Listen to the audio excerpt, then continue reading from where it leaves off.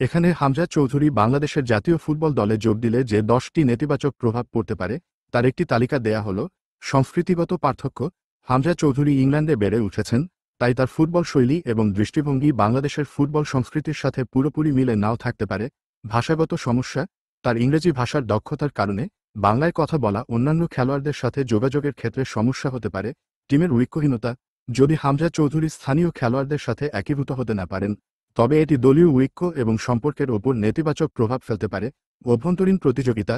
হামজা চৌধুরী দলের মূল জায়গায় খেলার জন্য প্রতিযোগিতার সৃষ্টি করতে পারেন, যার ফলে কিছু খেলোয়াড়ের মনোবল কমে যেতে পারে।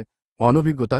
বাংলাদেশের ফুটবল দলের খেলার ধরনে অভ্যস্ত না হওয়ায় তার জন্য নতুন পরিবেশে মানিয়ে নিতে কিছু সময় লাগতে পারে, যা তার পারফরম্যান্সে প্রভাব ফেলতে পারে। নতুন পরিবেশের সাথে মানিয়ে না থাকা।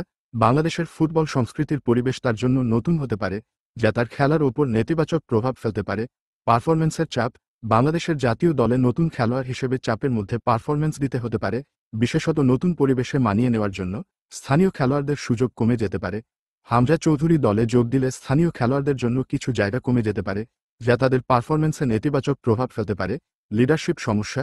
হামজা চৌধুরী যদি দলের নেতৃত্ব বা গুরুত্বপূর্ণ ভূমিকা নিতে চান, তবে তিনি স্থানীয় খেলোয়াড়দের থেকে আলাদা হয়ে যেতে পারেন, যা দলের মধ্যে বিভক্তি তৈরি করতে পারে।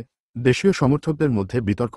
কিছু সমর্থক হামজা চৌধুরীকে বিদেশি হিসেবে দেখতে পারেন এবং তার দলভুক্তি নিয়ে বিতর্ক সৃষ্টি হতে পারে, যা দলের সমর্থনের উপর প্রভাব ফেলতে পারে।